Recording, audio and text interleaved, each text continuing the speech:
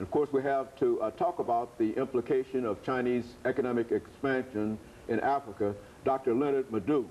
Dr. LMadu is a law professor as well as the chairperson and the president of an organization called Pan-Africa. And of course, Dr. LMadu, let me welcome you to the show this morning. And let me apologize for getting those terms and those your positions sort of confused in a real sense.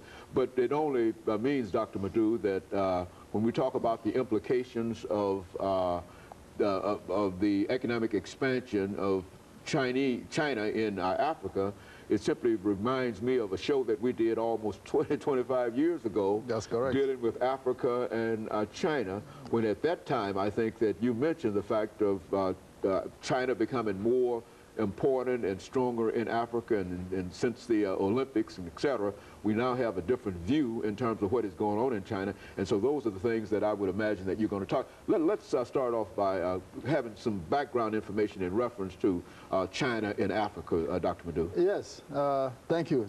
My pleasure, to be back on this program. It's always a pleasure.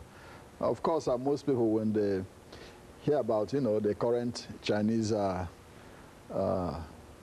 business interests in Africa, I think it just started today. But they forget that the Chinese have been in Africa for very long. In fact, as far back as 225 BC, the Chinese had trade relations, with Africans. And then about 1415, a Chinese admiral named Zheng, made a trip to the coast of Africa through Mozambique, Somalia, and the rest, giving tributes to African kings and receiving tributes back to the emperor of China, until about 1949, when the communists came to power in China under Mao Zedong. Because of the political situation in the world at that time, China's intent was to cultivate the so-called Third World, which means Africa, Asian countries, Latin American countries, then under the yoke of colonialism, to help them, become independent, and at the same time use them to balance the United States and Soviet power. Good. So that was the doctrine of the Communist Party, insofar as Third World countries were concerned, what they called fraternal countries and solidarity with Third World countries.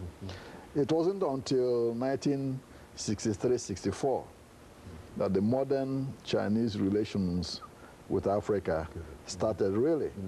In fact, the first Chinese doctor arrived in Algeria, then under President Bembela in 1962. In 1963 and 64, then Chinese Prime Minister Zhou Enlai visited 10 countries in Africa. And from then, China started establishing diplomatic relations.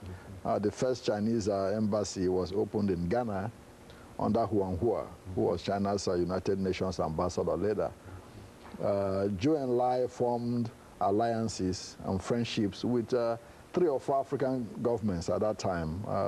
Nkrumah in Ghana, Nyerere in Tanzania, Kaunda in Zambia, and of course the Zanzibar leader Abdurrahman Babu.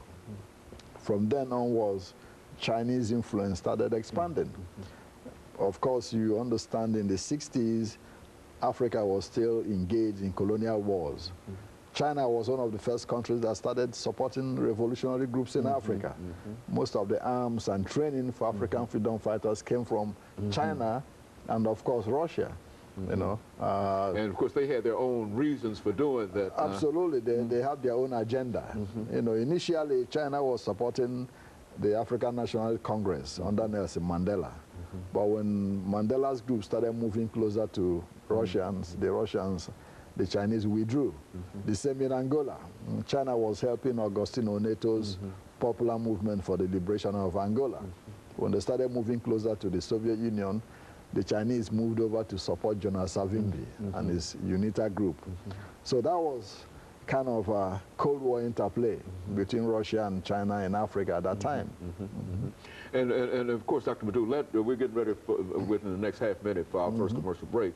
But this is exactly what we wanted to deal with, because many people, as you indicated, believe that this recent relationship with China and Africa started, but now you're also indicating that the relationship now is a little different from the earlier relationship. And of course, when we come back during the second segment, we'll talk about that relationship. Absolutely. Of course, we'll be back with our audience following this very, very short commercial break.